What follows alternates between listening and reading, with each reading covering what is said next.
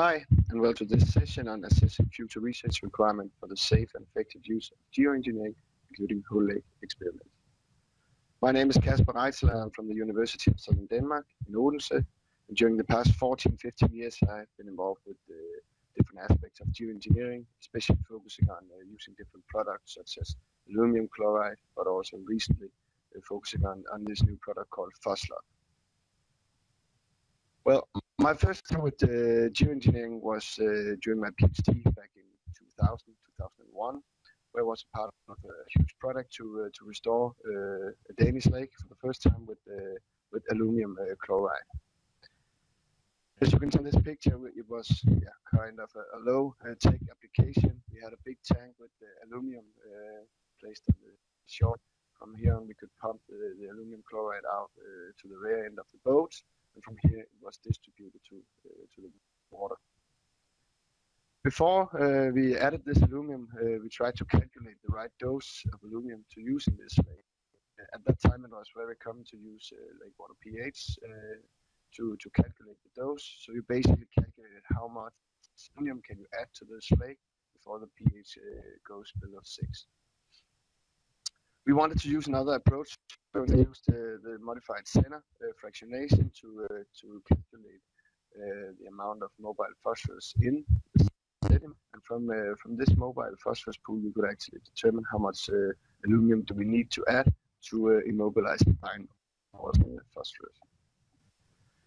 If you take a look at this figure here showing the total phosphorus as well as the phosphate concentration in this Lake Sønderby before and after the aluminum treatment, you can see that first of all we had extremely high phosphorus concentration in this lake before the aluminum treatment, and we can see that when we add the aluminum we actually managed to reduce the phosphorus concentration very significantly to below 100 micrograms per liter.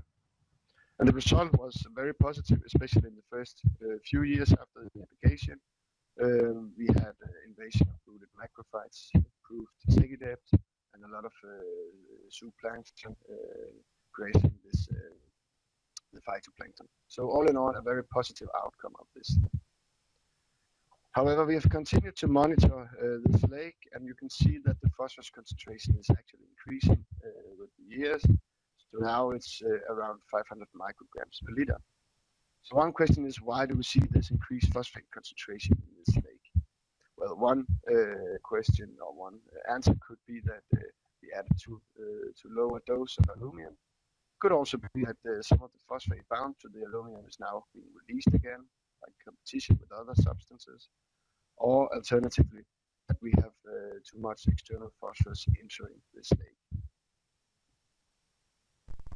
So in order to try to answer these questions, we did some more sediment studies. We collected sediment cores from the lake before and after the treatment. And as you can see here, we measured the phosphorus release.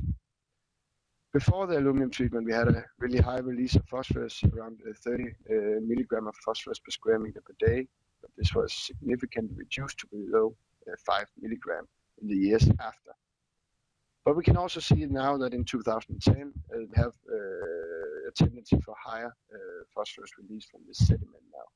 This indicates that we don't have enough binding capacity left in the sediment to retain all of the phosphorus in the lake.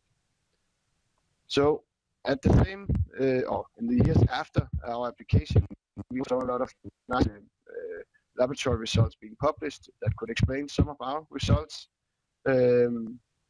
First of all, we found that the aging of the aluminum flux caused a reduced phosphorus binding capacity of this flux, and it actually is why we see an increased release of phosphorus in our lake. We simply used too low an aluminum dose and also hold back all of the phosphorus. So we used a 4-to-1 ratio between aluminum and phosphate, instead of used a ratio that was closer to 10. Other publications showed that we might have elements interfering with the phosphate binding to the aluminum flux. Silicate might bind to aluminum as well as humic acids and color might also interfere. So all in all, this indicates that it's kind of a complex complex situation we have when we use this geoengineering product. It might not be straightforward. We have to take into account that we might have many kinds of interferences that affect the dose and the outcome of a treatment. As Brian mentioned in his introduction, eutrophication of our lakes is a huge worldwide problem. You can see here in the European Union, we have the member countries and we have the pie charts illustrating the area in each country. The red areas are the lakes that are not fulfilling the target set by the WFD. So as you can see, around 36% of all the lakes in the European Union do not fulfill these targets. So they need to be restored in some way. It should be mentioned that not all of these lakes might suffer from high phosphorus loading, but a lot of them definitely do. And they will need to be addressed by, for instance, different geoengineering products. And therefore, it is extremely important that we get the right information on these geoengineering products to know exactly what can we expect, how much, what's the dose we should use. Do we have any competition of elements in the waters? Could it be used in soft water? Could it be used in high water or hard water lakes, and so on? All of these questions are really important to answer to make a cost-efficient treatment of our lake. In this session, I've chosen to focus on two geoengineering products. The one is Illumium, that has been known for several decades now. And the other is a relatively new product called Phoslock, or Bentophos in some countries. This is a modified clay where lanthanum, it's a rare earth metal, is incorporated into this clay, and it's binding the phosphate here in a protected environment. So what we get out of this session is that we can address some of the knowledge gaps that exist, especially to get more information on how do we determine the right dose. What about interferences from different compounds? It is known, as mentioned, that DUC, humic acids, might interfere with the binding of phosphate to aluminum, but we also see indications now in the literature that it might be the same case for Phoslock. So we need to get more information on these issues. New approaches. Do we have the right tools, the right techniques at the moment to address all of these questions? Here we see an NMR spectra from my student Line Dittmer, who's been using solid-state NMR spectroscopy to try to look closer into the bonding of lanthanum to phosphate in this Phoslock. And she compared it to two mineral lanthanum phosphates. We can see the monazite and the rhabdophane. And if we look closer in here, we can see the Phoslock binding of phosphate compared to the rhabdophane, and it actually demonstrates that we can identify the phosphate binding in Phoslock as a rhabdophane bond, which is a highly inert lanthanum phosphate. So that could be an example of how we can use new analytical techniques to get more information. Other technique that I expect a lot from in the future is extended X-ray fine structure spectroscopy, where you can actually, our plan is to use it to get more information of the lanthanum bonds in the Phoslock. We want to see if lanthanum is bound to phosphate only, or if, for instance, humic matters, carbonates, or other substances might interfere. Good. So this was all I wanted to say. In this introduction, I just would like to present the 5 speakers. We have Dr. Said Yasseri from the Dr. Novak Institute in Germany. He's an expert on Phoslock, done a lot of applications in Europe, and he has some really nice sediment data to show us here in this session.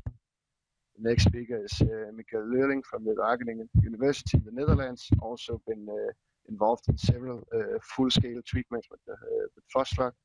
I'm sure he will also show us some results on the competition between the humic acids and phosphate for the binding to Phoslock. Sebastian Mais from the Lana plant in Germany has been involved in a full-scale Phoslock treatment in Scotland, and he will present his really nice results from this study. Then, looking at aluminum, we have Sara Emose from the University of Southern Denmark. She's been working with aluminum for many, many years.